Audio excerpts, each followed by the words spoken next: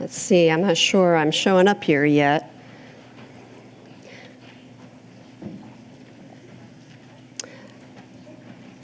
All right, well, while we're working on that, I'll give you a few examples in our home. So we talk about not only, I think the primary thing is how these issues, how culture, how pursuit of a certain image shapes you and I. That's got to be foundational for how we think.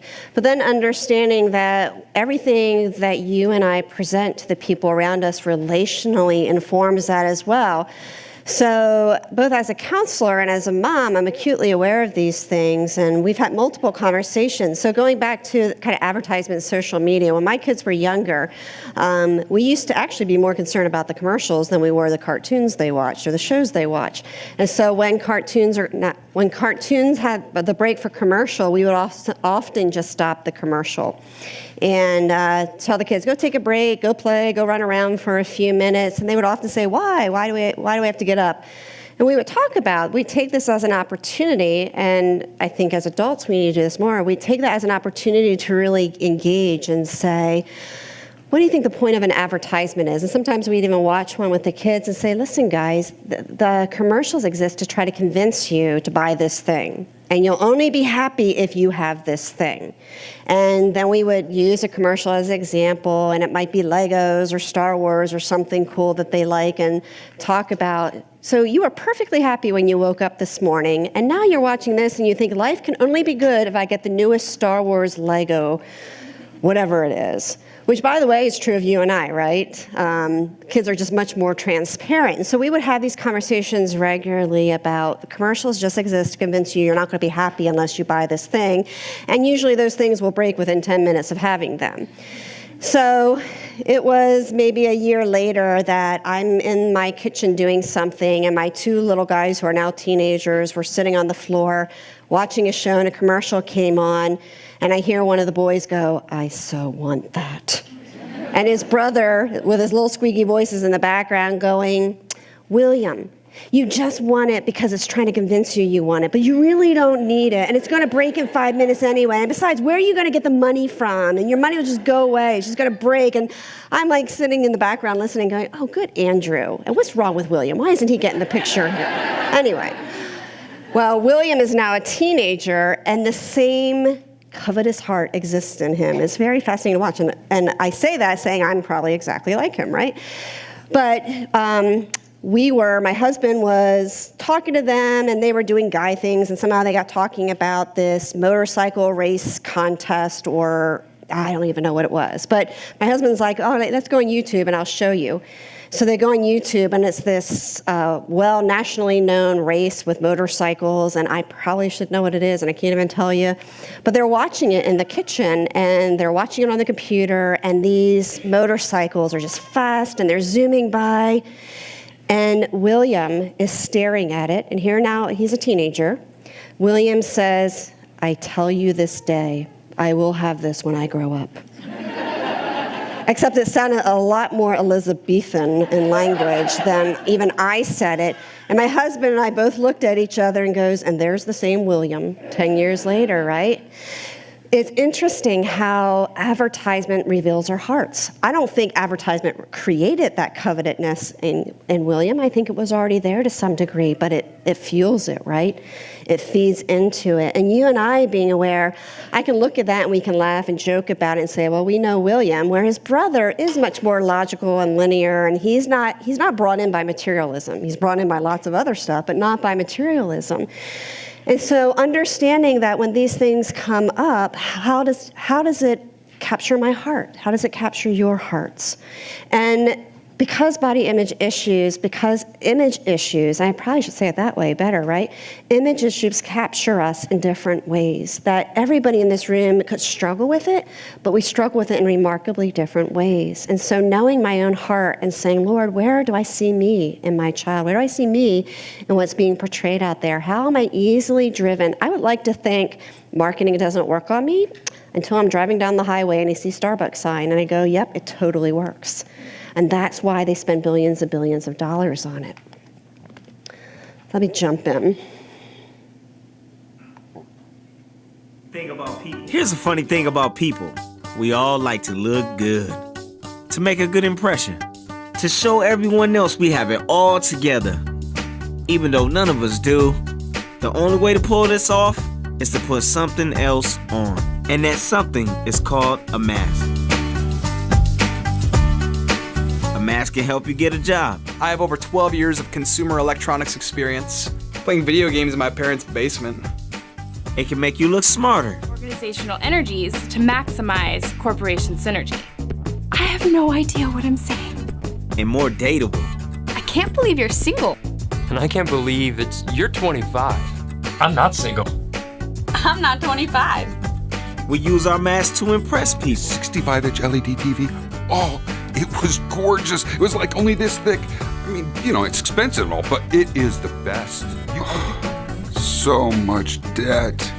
We use them to fool people. I thought I was going the speed limit, officer. We even use them to protect the feelings of the people we love.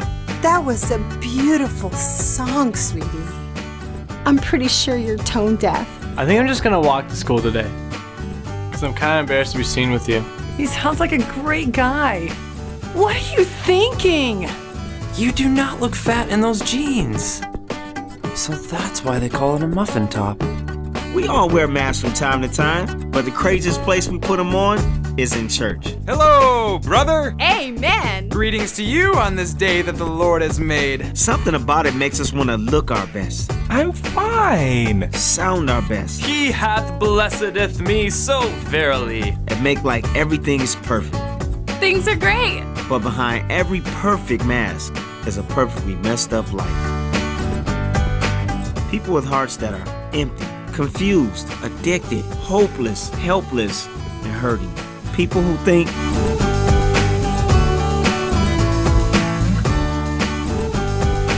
but here's the thing. This is exactly the kind of life where God shows up. Messes are his specialty. The one thing God can't work with is a mask. So around here, we have a saying.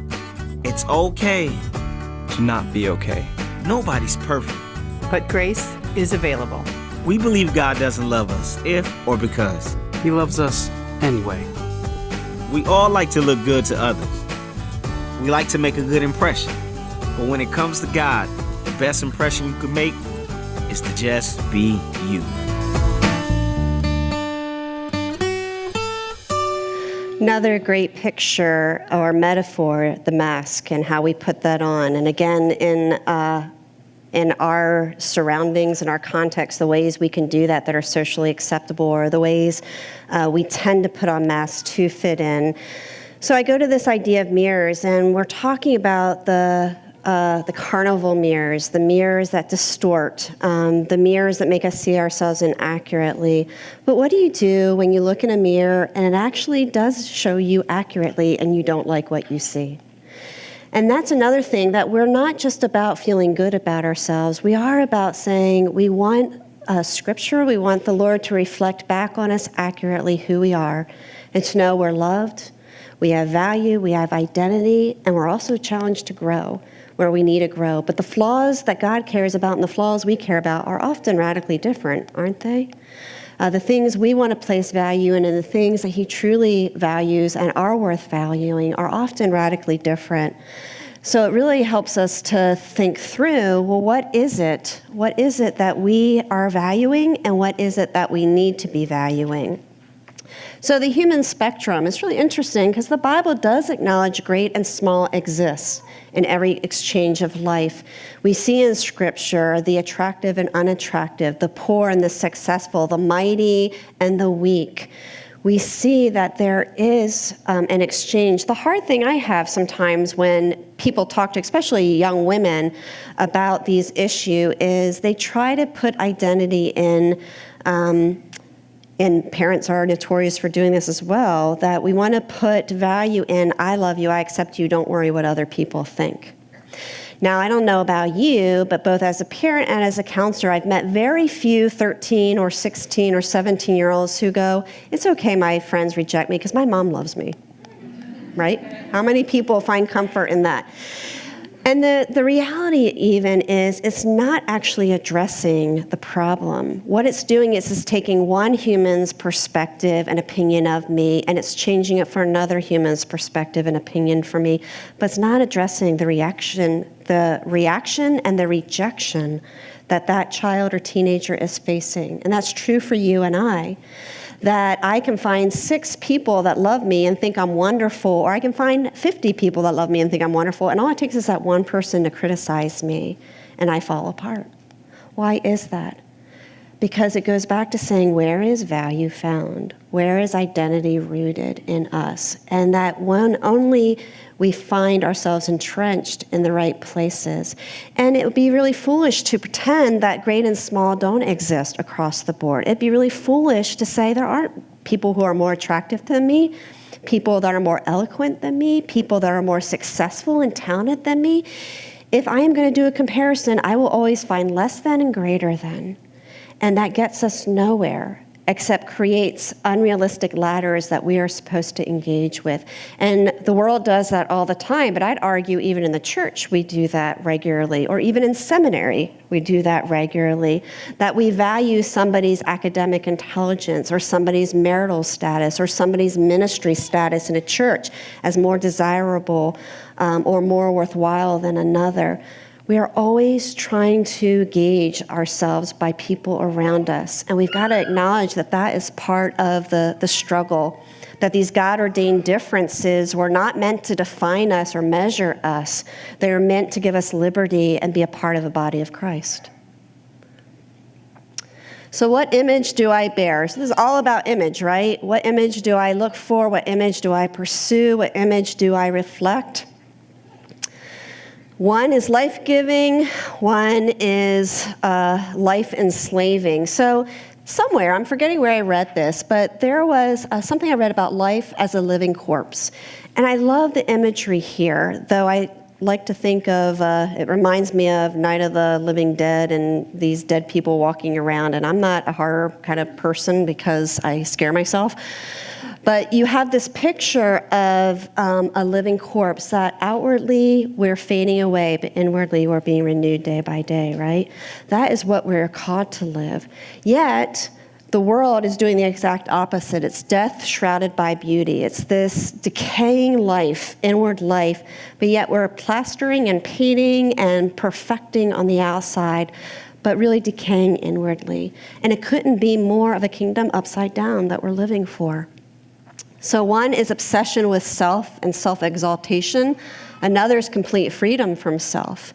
One is declining, decaying. One is living and dynamic, driven for perfection. One is freedom and weakness, that his strength is made perfect in weakness, that when I am weak, he is strong, that I'm freed to be a weak, broken clay pot. One is narrow and open. One is bondage and slavery. One's liberating. One elevates my flesh, the other elevates relationship. We're created, the created thing is glorified rather than the creator. So lots of different ways of using it. You're going to start to see a lot of C.S. Lewis quotes here. For a few minutes, we had the illusion of belonging to that world. Now we wake to find that there is no such thing. We have been mere spectators. I love this language of living in a different world. Here's a principle I like to talk about a lot. God creates, the world corrupts, or we corrupt. Man corrupts. God creates, man corrupts. What are some examples? Identity, sexuality, food, authority, and position. God creates food, the world corrupts food. We corrupt it. God creates relationships, we corrupt it. God creates sex and sexuality, we corrupt it. All these things can be God-given, and looking at them, and again, let me pick on food for a minute, because here we are talking about body image, and we're providing donuts and pastries in the morning and lunch in the afternoon. And we can go to extremes. And here is a great example where we need to redefine how we even think of an issue like food. And I am calling, it'd be a great study for you to do, to really look into how does Scripture talk about food? And how do we corrupt food? And how do we use it in ways that are blessings and fruitful, and we engage in it well, and we also end up being a good stewardship of it rather than we just indulge in it? It's turning something upside down and saying we are so used to the corruption of it that we need to go back and find the creation of it. What was it created to be? Or another way I say it after the corruption is the correction. How do we redeem something that's been broken or corrupted by the world? And that's what I'm arguing with identity, with issues of food, with issues of relationship, that we need to redeem and correct what's been corrupted. Lewis says, I'm not forgetting how horribly this most innocent desire is seen in our human ambitions, or how very quickly, in my experience, the lawful pleasure of praise from those whom it was my duty to please turns into a deadly poison of self-admiration. But I thought I could detect for a moment during which the satisfaction of having pleased those whom I rightly loved and feared was pure. And that is enough to raise our thoughts to what may happen when the redeemed soul, beyond all hope, learns at last she has pleased him whom she was created to please. There will be no room for vanity then. She will be free from the miserable illusion that is her doing. With no taint of what we should now call self-approval, she will most innocently rejoice in the thing God has made her to be. Think about that. I know that's a mouthful there. And that is enough to raise our thoughts to what may happen when the redeemed soul, beyond all hope, learns at last she has pleased him whom she was created to please. There will be no room for vanity. She will be free from the miserable illusion that is her doing. With no taint of what we should now call self-approval, she will most innocently rejoice in the thing God has made her to be.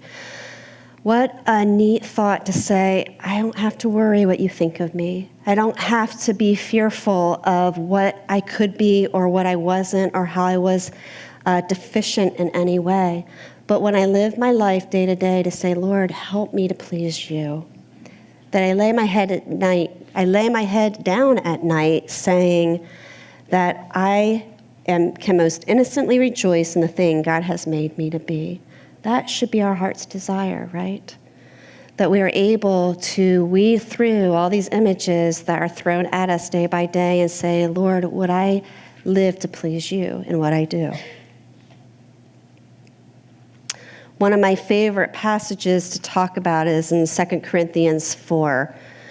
It says, we have this treasure in jars of clay to show that this all-surpassing power is from God and not from us. Goes on to say, though we do not lose heart, though outwardly we're wasting away, yet inwardly we're being renewed day by day. Let me stop for a minute. We have this treasure of jars of clay. Think for a minute. I mean, way too often, even as Christians, we struggle because we have this picture of being called to be this beautifully painted vase that sits up on a mantle, and it's intricate, it's got beautiful design, it's got this nice glossy finish. And we often think as Christians we're called to live this kind of Christian image out there before the world. And anytime there's a crack or a hole or the paint's chipped, we're desperately trying to pull out the paint and the shellac it and to put it back together for fear of looking broken, for fear of taking down those walls or those masks. Yet here, Corinthians says the exact opposite. I'm calling you to be a dirty clay pot. Not just a dirty clay pot, but with cracks and holes. Why? Because then it shows this all-surpassing power is from God, not from us. I love this imagery. A friend of mine who was on the mission field brought back this little clay vase, and it had lots of holes and cracks in, and the paint was really off-kilter, and one of the nationals had painted it. And I remember looking and going, this is kind of ugly. But thank you for the gift. And it now sits very proudly in an office in my home because it's this great example where I can put a little tea light candle in it, and I can turn off the lights in my office, and the light just shines through these cracks and holes. Now imagine taking that beautifully painted oriental vase and you put that next to it with a candle in. Which is going to shine the more brightly? It's going to be the one with the holes, the holes and the cracks, right? That there's an example that when I am willing to be weak, when I'm willing to be broken and imperfect, who shines all the more brightly in my life? But that requires a willingness to be broken. It requires a willingness to be weak and imperfect and not have to try to pursue an image that I think makes me look good, because what I'm saying is I want to make him look good. So these are one of those passages that should completely reshape our view of ourselves and what we live for, and the fights against those cultural values that we tend to buy into. And then it goes on to say, we do not lose heart, though outwardly we're wasting away. Inwardly we're being renewed by day. There's that picture of living corpse, right? Outwardly we're wasting away. Inwardly we're renewed day by day. Never before, as time has gone on, do we find the older we get, the more we fight looking older. It used to be, and Paul Tribb years ago at one of the CCEF conferences did a talk, and he talked about image, and he talked about this phrase, the youthification of our culture. What did he mean by that? Meant back in the 1800s, men and women actually wanted to make themselves look older. They wore gray wigs. They wanted to have age and prestige over them because it was seen as a sign of wisdom and knowledge and maturity. And now we're living in this kingdom upside down that says the older we get, the more we have to fight that natural inclination. We have to not look that way. You cannot age. You cannot look your age. I don't know, any of you guys seen this commercial called Plexiderm? It is all over the place if you watch TV, and now you're making me feel bad like I'm the only one that watches TV. But it's called Plexiderm, and it's this, I don't know if it's a lotion or something, and you put it on your crow's feet and your eyes, and within minutes it just goes away. And I have to tell you, every time I turn the TV on, it's this commercial for it. And it's totally humbling when your 8-year-old goes, "Mom, that's what you need." Thank you. Thanks a lot, Connor. That's why you have kids, to continue to tell you you're not all that. So now I have this Plexiderm commercial in my head, and it's this great picture, not that we can't care about how we appear, and we're going to talk about that after lunch, but it's this natural fighting of the aging process of outwardly wasting away. So much so that we completely ignore the inward, right?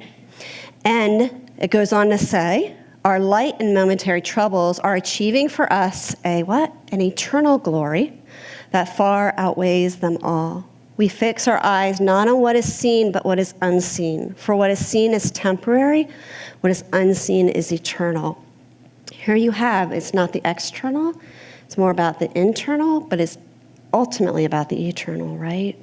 That we can't stop with going, I just have to feel better about myself, or I just have to see myself the way the Lord sees me. I really need to stop seeing myself altogether and start seeing what God is doing in and through me and pursuing the eternal in this world. And we lose sight of that so quickly.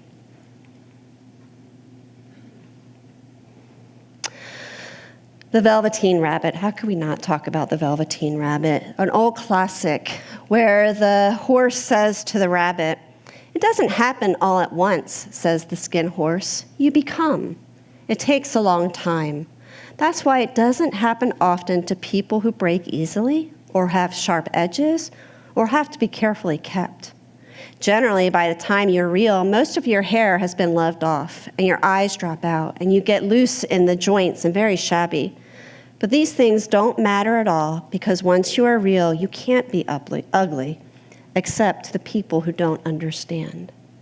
Isn't that a neat picture to say when you are truly loved and known by God, you can't be ugly except to the people who really don't understand. There's this depth of changing the image that we're after and what we pursue. Here you have C.S. Lewis again. Imagine yourself as a living house. God comes in to rebuild that house. At first, perhaps, you can't understand what he is doing. He is getting the drains right and stopping the leaks in the roof, and so on.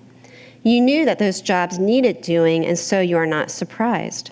But presently, he starts knocking the house about in a way that hurts abominably and does not seem to make any sense. What on earth is he up to?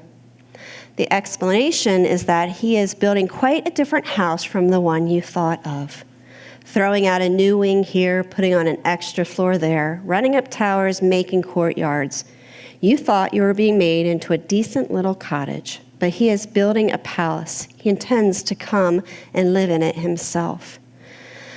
I think that goes back to this idea of a clay pot versus this beautifully painted vase, that the image you and I often want and the image God's calling us to live after tend to be very different.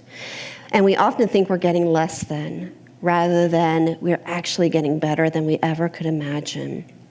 And I say this too, that as you and I are in ministry, as we love other people well, as we work with a younger generation, that sometimes we can do a great job at pointing out the corruption of what kids are pursuing, what you and I are pursuing, what we're buying into culturally, but we do a very, very poor job at building a better image, a better picture to strive after. And we do this with lots of things. Heaven is a great one. We don't talk about heaven many times in ways that people are wooed to it, in ways they want to be moved towards it. We've got to do a better job at saying, if this is a corrupted image, then how do we accurately portray this better image that we are created for in ways that we want it? That's where you and I want each other better, where we engage with each other better, and we move towards drawing others to the Lord when we make Christ look beautiful, when we make the gospel look beautiful, when we make being image bearers look beautiful rather than dull and lifeless.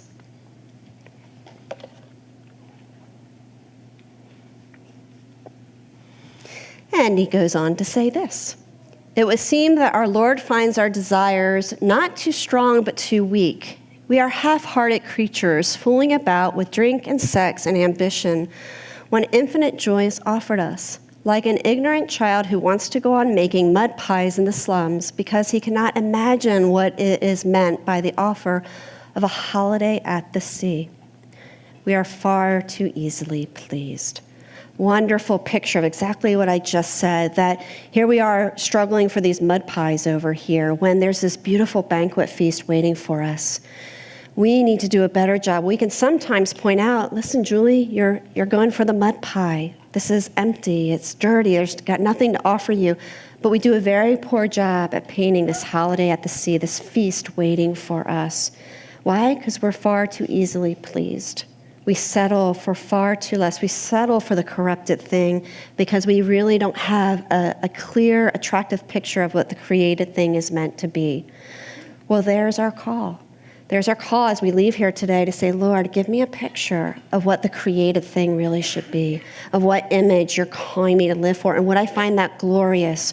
Would I long to be more like that than this mud pie over here?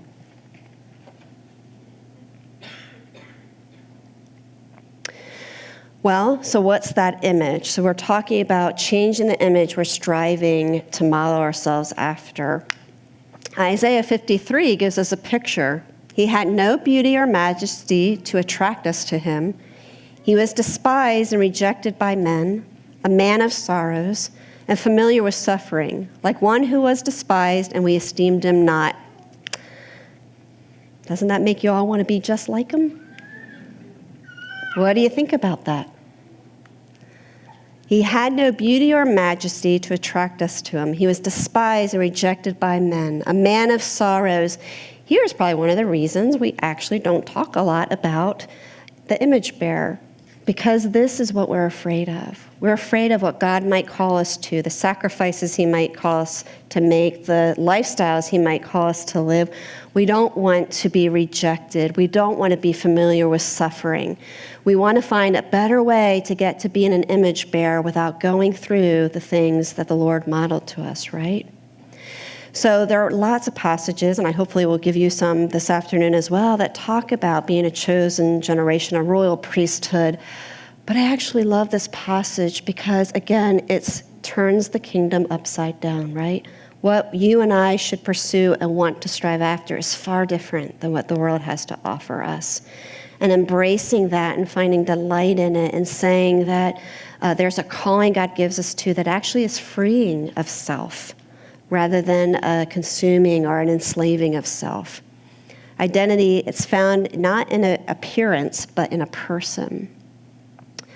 So what do I mean by that? Well, Jesus became like us, but wasn't defined by us. He never let people around him define who he was, but he entered into our world and our experience. He refused to accept the labels people tried to give him, good or bad, right? He didn't allow those things to define him. Instead, he established a model for us, a perfect image of what we should aspire to be. He came to woo us back to our first love, that our hearts would be captured by him. Let me give you some examples again of this. So it's all about relationship, and foremost relationship with God. So let's think through this. My view of a person informs the quality of a relationship, right? So let's say I have a coworker, you have a coworker, and we find them incredibly difficult. I know nobody ever goes through things like that, right? You find them incredibly challenging, annoying, difficult, bossy, whatever it might be, self-promoting, drives you insane. I don't have any coworkers like that, by the way. I love my coworkers. But let's say you have a coworker like that. Well, if that's how you and I think about them, how close are we going to be to them? Probably not very close, right?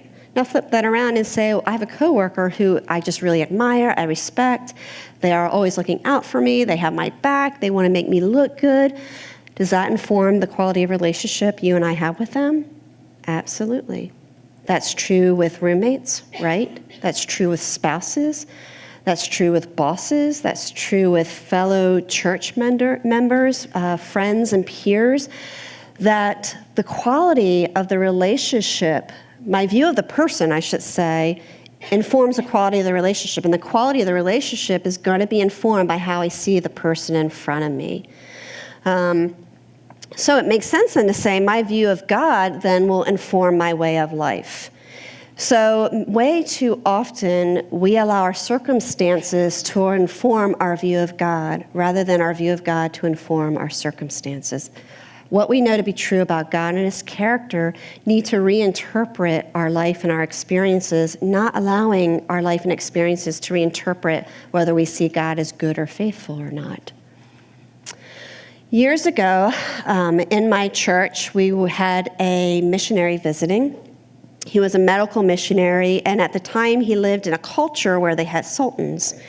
And the way he described this, if I can remember correctly, is he talked about when people were called into the sultan's chambers, or called to the sultan, there were multiple doors. And the door that you entered into defined the level of relationship you had with the sultan. So if you were lower level servants, you went through one door.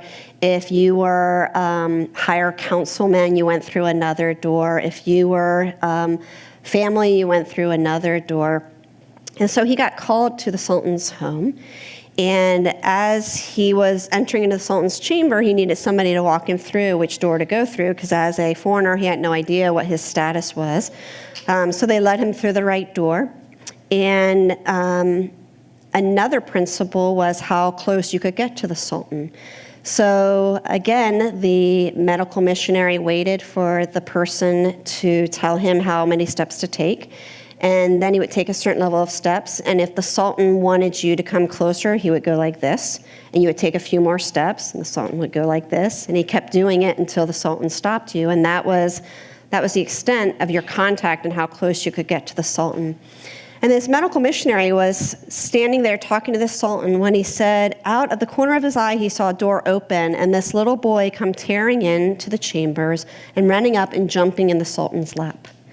And the sultan started tickling him and hugging him. And this missionary said, it was such a profound moment of thinking, look at my access to the king, and look at this child's access to the king. And he said he just had this profound impact on how the Lord is our king, yet we have the access of a child to that king. However, how often do we limit ourselves in relationship? That our view of our relationship with the Lord is what prevents us and keeps us at arm's length, or it's what allows us to tear into the room and jump into his arms and be in relationship with him. So here's this imagery of a king who there are paupers and people who stay outside the city gates, never entering in. There are people that enter in willingly. There are people that keep their distance from the sultan.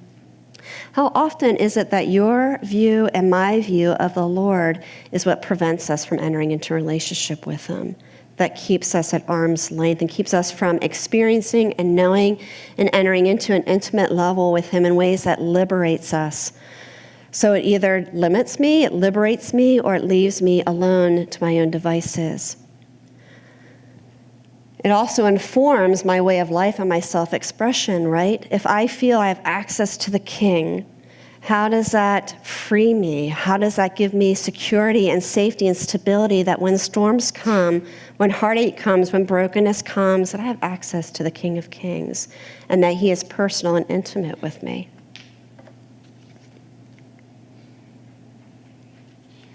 It is a serious thing to live in a society of possible gods and goddesses, to remember that the dullest and most uninteresting person you talk to may one day be a creature which, if you saw it now, you would be strongly tempted to worship. Or else a horror and a corruption such as you now meet only in a nightmare. All day long, we in some degree are helping each other to one or the other of these destinations. You know, there's lots of movies and stories, kind of like Beauty and the Beast, right? That gives you this picture of presenting yourself one way, but really being another. How you and I view each other informs the type of relationship we have, informs how we treat the other person, informs whether we propel them and woo them to the King of Kings, or whether we treat them like a horror and corruption. So one of the things you and I really need to challenge ourselves to think about is, in what way does my perspective of you in front of me change the relationship, change what destination you're headed to, change the way I engage with you? It's not enough that just I need to see myself accurately, but I also need to see others the way God calls us to see them. It is altering the image we bear, not for just ourselves, but the others, the people around us, and how we engage them. There's a richness in the world when relationships are lived out in a way that God designed them. We learn to foster honesty, authenticity, connection, when the best the world can do is offer an image that confines, suppresses, or distorts under this mask, that we live to be accepted by the mask that we put on. So one of the things to think about then is, well, what does that mean in community? How then, if we're trying to sharpen and have accurate image or see ourselves, let the Lord and Scripture be this reflection, this accurate reflection in our lives, how do we one another differently? How do we treat each other differently? How do our conversations shift? How does the way we evaluate and measure each other shift and change and alter? Because all those things are what moves us in one destination or the other, right? How tempted we are to meet somebody and be impressed by their status or by their accomplishments or by how they present themselves to us or by the way they make us feel. How different when we go into those relationships, breaking the mirrors and say, I really want to know you, and I care very little what you think of me, except that you feel loved and cared for and that you see Christ in my life. That freeing of self makes people know that they are truly being known by you. So for example, everyone in this room can relate to standing and talking to somebody who you know really isn't listening to you, right? You're standing talking to them, but you can see them looking over your shoulder. You can see that they're really wanting to get on to talk to somebody else. What is that like for you? They're not really engaged with you. They're not really wanting to hear what you have to say. Their brain is already off somewhere else, and it's obvious to tell. Versus when somebody's really attentive, and they're really listening to you, and they're far removed from self, and they're really engaged with wanting to understand and know you for who you are. There's something in those moments that you and I all pick up on, right? We can tell in a 5-minute conversation, and sometimes we can't. Somebody can put a mask on well enough. But when we are free from self, when we really seek to know more than to be known, people see Christ in us. They see what we are valuing, and that's a great example of what Lewis says, where we're moving somebody to one destination or the other. If only our eyes saw souls instead of bodies, how very different our ideal of beauty would be. want you to think for a minute of perhaps somebody that steps outside the bounds of attractiveness, yet you find very attractive.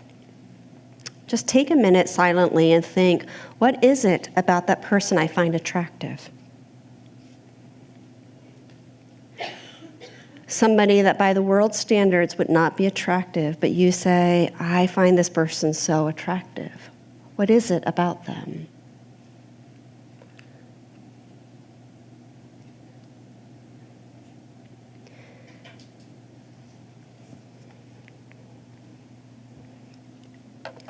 I want to stop there for a minute, and I want to throw out a couple questions for you guys to think about, and maybe this actually spurs some questions for the Q&A later. So some of those questions would be what? It would be, where do you struggle with this issue? And again, less about maybe body image and more about just striving for a better image than what the world has to offer. So there are multiple images, right? Those of success and failure, those of ministry status, those of academic. What are the pressures you personally feel? What are the things that capture your affections? What are the images maybe that capture your affections? What does that look like for you to let go of that? So let's say you let go of it. One of the things I'm challenging us to think about then is what's the corruption of it? What then is the creation of it? What do I put in its place? And again, I think here's where you and I struggle, that we might all sit here and listen and go, yep, that's a corruption. What does it look like to pursue the created thing? What is the opposite? So actually, I want you to take a minute. Just get out a piece of paper, scribble it. I'm not going to ask anybody to share. But if you would take a minute and think, what's the images that I tend to be attracted to? And what's the answer? What's the opposite that God calls me to? So take a minute and think about that.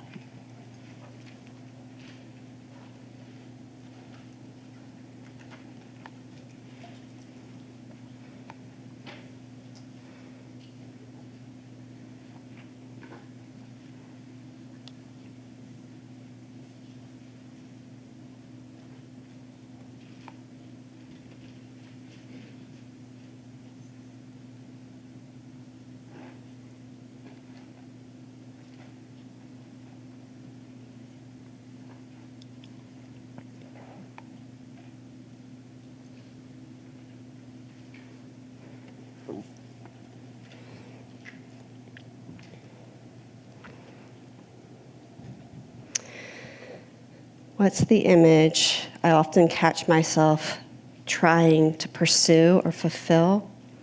What's the opposite of that? What is it that God calls me to instead of that?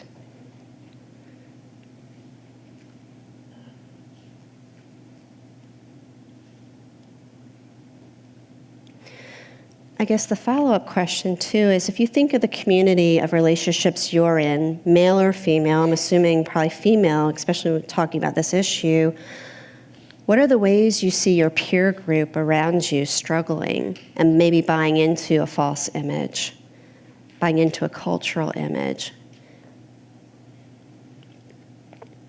Why do I ask that? Because I think the next step is for you and I to challenge ourselves to say, how will I speak into that differently? How will I be aware that what I present, what I talk about, what I value will change, will shift the focus of those relationships and those conversations? And how do I make sure that I can be part of that change and encouragement and growth in somebody else's life?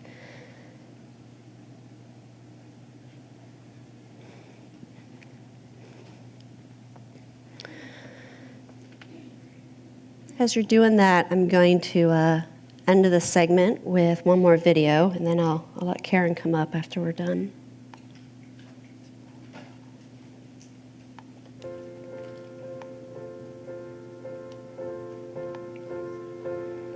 It was my choice. And now I will question myself for the next few weeks, maybe months.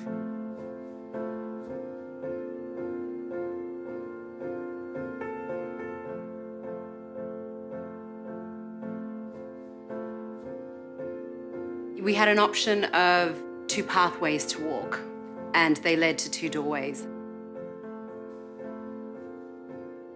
It was a bit confronting, actually, to be honest, to see these big signs and feeling like you had to choose and be self-conscious of how you perceive yourself and perhaps if it lines up with how the rest of the world perceives you. I went through the average door. Really? Yeah. Oh my gosh. Yeah, I didn't even hesitate. 漂亮对我的概念来说，就是像明星那种遥不可及的那种。我走的是一般。Mas eu acho que é mais porque eu me arrependi da escolha, porque era diferente do que eu vivo, é diferente do que eu sou. Am I choosing because of what's constantly bombarded at me, what I'm being told that I should accept, or am I choosing because that's what I really believe? I walked into that door which said average, and I didn't feel really good after that, because obviously I had rated myself average and nobody else.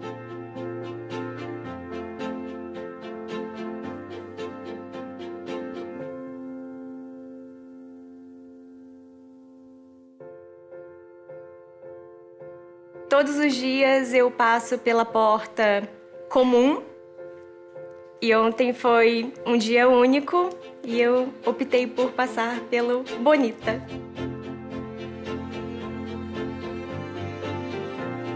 I wanted to go through the average door, but my mum just pulled me over to the beautiful door.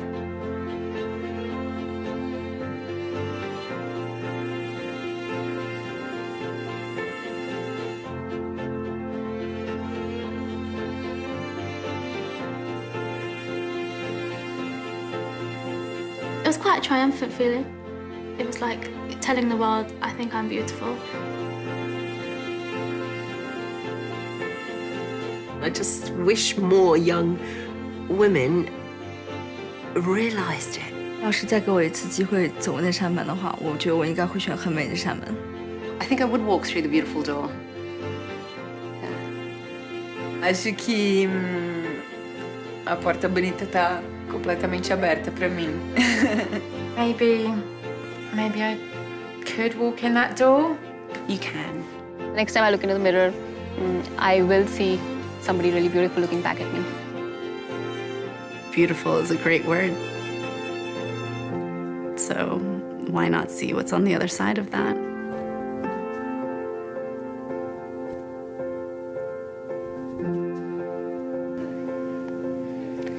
Choose beautiful. The question is, what would you and I put in its place? I love that idea of the doors, but we're redefining. So if we're talking about redefining the image we're called to, what would be on those doors?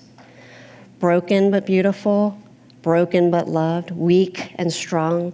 Think for a minute that it does matter what we buy into, what our values are. We want to walk through a door that frees us and liberates us, not one that constrains and confines us, I should say. So on that note, Karen?